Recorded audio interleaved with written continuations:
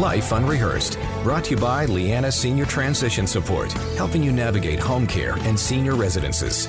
And good afternoon. Welcome to Life Unrehearsed. My name is Matt Delvecchio, specializing in life transitions, elder care planning, and the senior living industry. And I'm Corey Sirota, clinical social worker and psychotherapist, specializing in grief and loss. Coming up on the first half of today's show, today, actually, October 15th, is Pregnancy and Infant Loss Awareness Day. And we're going to talk to Claudia and Andrew, who will be sharing their heartwarming foundation, With Love from Michael, and all the unique initiatives they are involved in to help families dealing with perinatal loss. Corey, seems to be a difficult, unspoken topic, almost a little taboo. It is at that. There's no question about it, which is why I think it's so important that we put it on the community agenda. And I'm so grateful that we're going to have Claudia and Andrew talking about it, because there is no footprint too small that it does not leave an imprint on this world. For sure. And, you know, this is indeed a life unrehearsed topic. So we felt it was very important to bring this subject to our listeners. What do we have going on in the second half? On the second half, it's expected that 1 in 8 men will be diagnosed with prostate cancer in their lifetime. So we're going to speak with the vice president of the prostate cancer support groups that are in Montreal and the West Island. And we're going to speak to the spouse of someone who's actually living with prostate cancer. Yeah, you know, interesting. We thought we have a dynamic retired nurse that will be joining us on the second half. And it is so important, the role of the spouse and partner related to men's health. So we wanted to bring that up. And so that's going to be on the second half of Life Unrehearsed. So let's get right into the first half, which is for us to all meet Claudia and Andrew. They're both accountants that live in the West Island. They're very proud parents of twins, William and Michael, and are the founders of With Love from Michael, with the With Love from Michael Foundation. They're on the line today to share all the inspirational initiatives that are happening around the city to help families honor their angel babies. So welcome back to the show, Claudia and Andrew. Oh, thank you, Corey and Matt. We really appreciate it. Thank you, Corey and Matt. Where do we start? Let's start with telling us your story. Perfect. Well, you know, like any parents, we were overjoyed to find out we were having twins, and like most new parents, wonderfully ignorant to the dangers that lied ahead. We found out the boys were threatened by SIUGR. It's a condition that affects the placenta of identical twins during the second trimester, and we did everything possible to save them. We fought with them, for them, and but by the third trimester, we lost Michael. The weeks that followed were torturous. Seeing 2 babies on an ultrasound screen, but only one heartbeat is enough to break anyone. But we focused on preparing for their birth and maximizing the time we had while we were still physically the four of us. We prepared matching blankets. I crocheted teddy bears for them. We even found a photographer that can come and do family portraits. But then I went into premature labor, and William was born unresponsive and taken away immediately. Michael was born silent. And I was completely lost. So we felt like everything we had planned was for nothing. The photographer couldn't come in because of COVID curfew. You know, that night we were surrounded by happy parents with their healthy babies, while William was fighting for his life and Michael was in our arms, and we were completely broken. So if we couldn't plan for this type of birth with the weeks we had to prepare, we don't know how parents do it when they have even less time, which is usually the case. So that is this is how With Love from Michael Foundation started. We support bereaved families go through these types of losses, and one of the main things we do is we provide memory-making kits to hospital maternity wards so that when tragedy happens, the hospitals have materials that are readily available to help parents go through this. The boxes contain things like matching teddy bears, one for baby, one for parents to hold as they walk away, footprint kits, letters of support, lists of resources, all sorts of keepsakes that are designed to make a connection and help parents with the tougher days of grief that are ahead of them. It's it's just amazing to hear what you've done after this loss, and you've just turned it around. And listening to Life on Rehearse with Matt and Corey, and that's the voice of Claudia. She's with Andrew as well, and they're talking about their heartwarming foundation with love from Michael on today, October 15th, which is Pregnancy and Infant Awareness Day. Talk about awareness. A lot of people, and probably underestimated the number of people that have gone through some form of perinatal loss, miscarriages, and stillbirths. And in your case, that was the situation. Why is it important to acknowledge pregnancy and infant loss?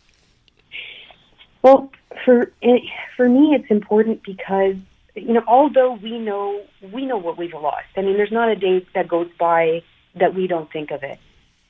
But we feel, it sometimes feels like society doesn't. This is a grief that's very lonely and isolating. You're a new parent, and like any parent, you just want to talk about your baby. That they died doesn't magically switch that off. But society cringes at this, and they don't want to hear about it. The discomfort level is off the charts. Mm-hmm.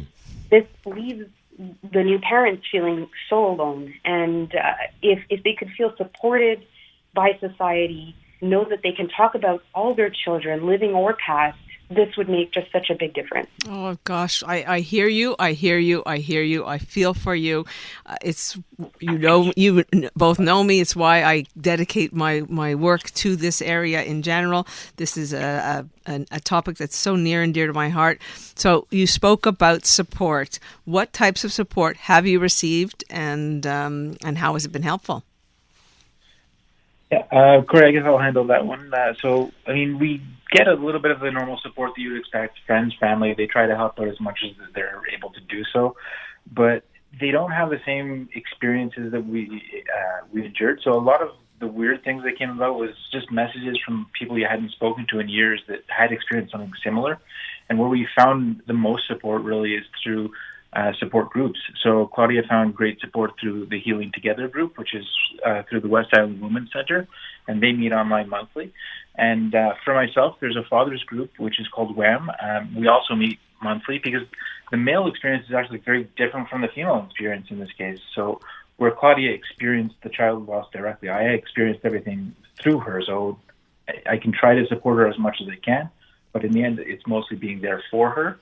So hearing these different stories about vastly different experiences and people having the exact same issues is very cathartic. It helps you understand that there are people you still can connect to, and it helps form that basis to get the stigma removed from it. So you can actually discuss it in an open setting where it's non-judgmental. That's really been the most helpful thing that we've experienced.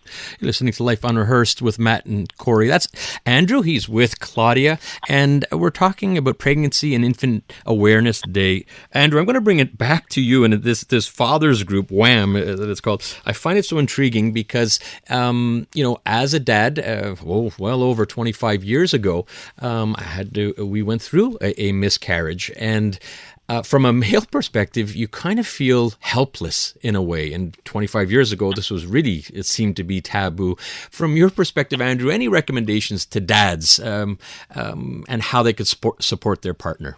Yeah, well, I mean, the number one thing is that you expect to be able to fix the problem for your wife, for your partner, no matter what the situation is. There's something that needs to be done, you do it.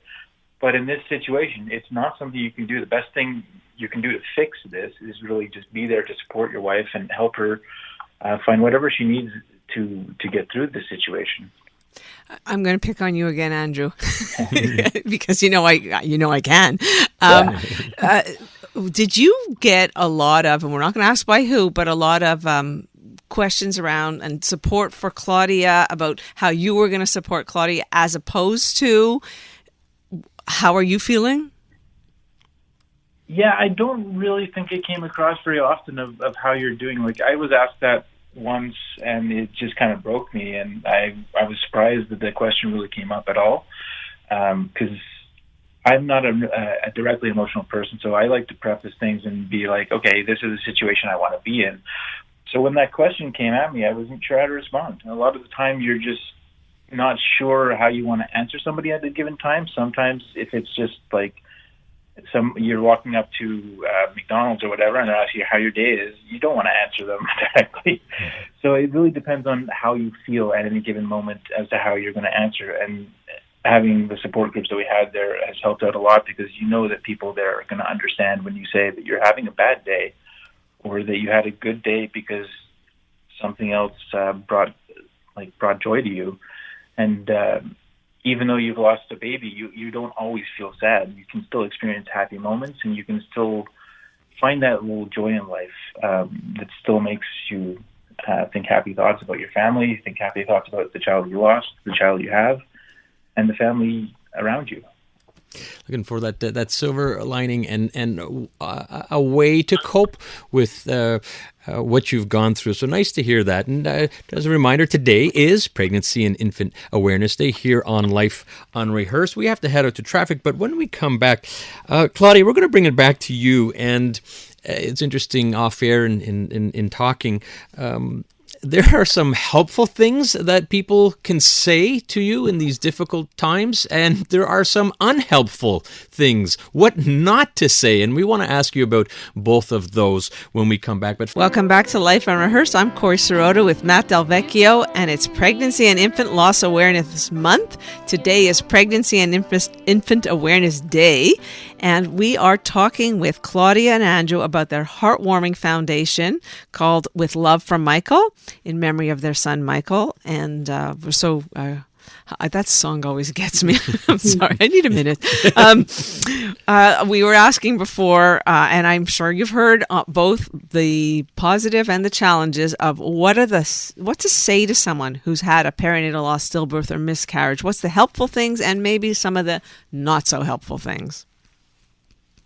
Well, honestly, that's a great question. I'm so happy you're asking that, because we've heard so many wrong things. And I'll start with a tip that I wish everyone could keep in mind. If you wouldn't say it if the person's parent or spouse passed away, maybe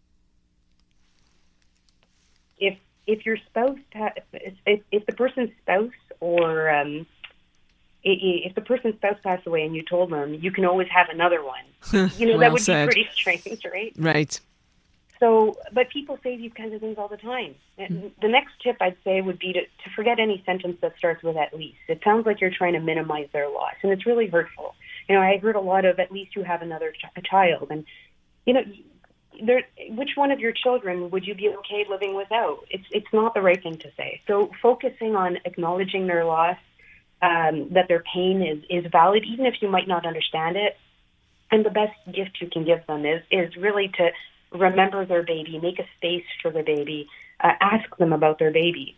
The holidays are coming up. So something as small as, buying the parents a candle and saying this is in memory of your little one can make all the difference. So beautiful. Yeah, they're great tips, and people mean well, but it's always nice to hear that perspective, Claudia, because it may actually be hurtful, and great on you to make everyone aware of what would be appropriate and inappropriate. Now, you two are just rock stars with this incredible foundation called With Love from Michael. And just a reminder, you had twins. One was a stillbirth, and then you also had beautiful William. And Michael is the foundation, and you've named it after him, called With Love from Michael. Just prior to our traffic, Claudia, you were talking a little bit about some of the initiatives you've done, including these baskets to hospitals. So we want to hear about some of these initiatives, and maybe start us off with these baskets. Yeah, Matt, as Claudia mentioned, the number one thing that we do is those memory-making kits, which include, as she mentioned, the teddy bears. So the matching teddy bears for the child and for the parent. There's also a matching keychain, so there's a part that comes out so that you can leave that in the hand of the child that had passed, and there's a keychain to go with them wherever they go.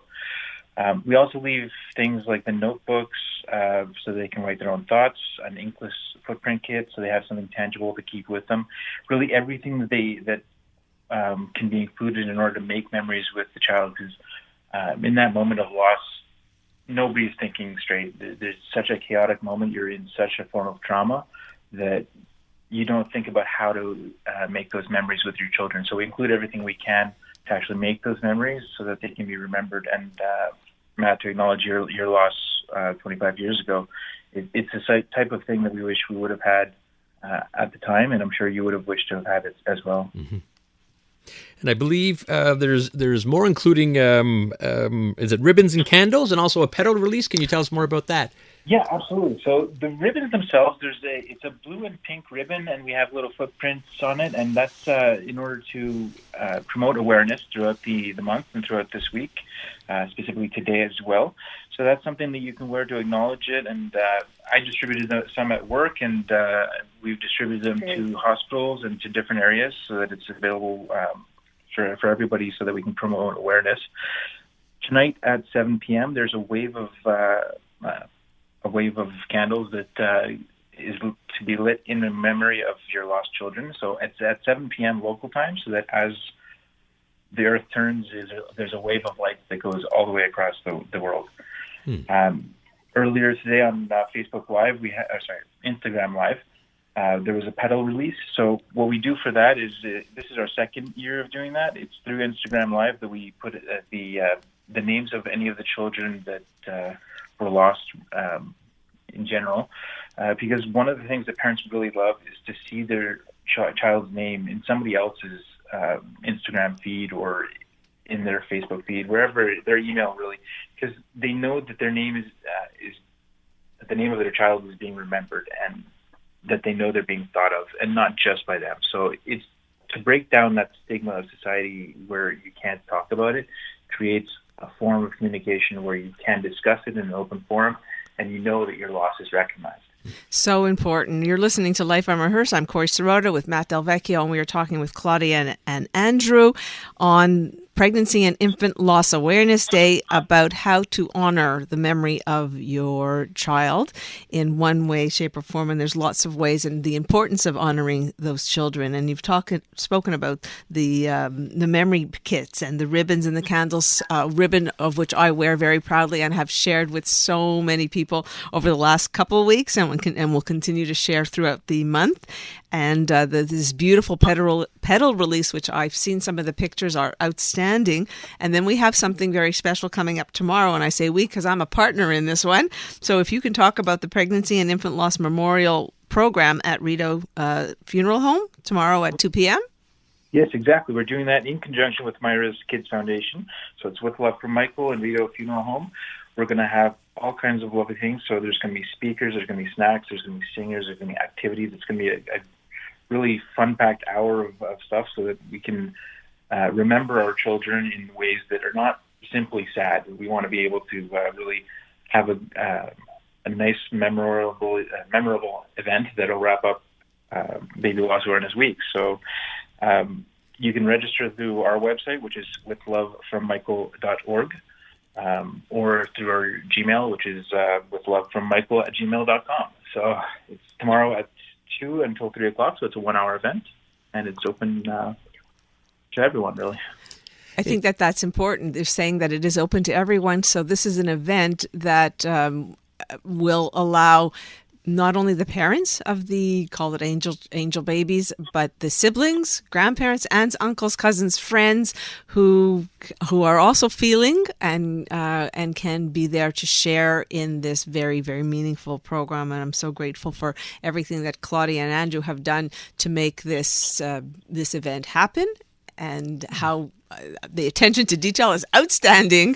So those ribbons that we spoke about, Claudia's been working diligently. I don't know, Andrew, if you helped her in having those ribbons ready to be able to give out that day, along with some other special memorabilia. Exactly. They'll be available. We'll be distributing them, so everybody can get a ribbon if you'd like. Oh, just fantastic. Well, we want to thank you both, Claudia and Andrew. And for those that are interested, how can people contact you? Yeah, so absolutely. I mean, we're going to have some more events throughout the year. So Halloween and the holidays, we're going to do more photo shoots like we did for the petal release. And to find out more about what we do and how to contact us, you visit our website for more information, and it's withlovefrommichael.org.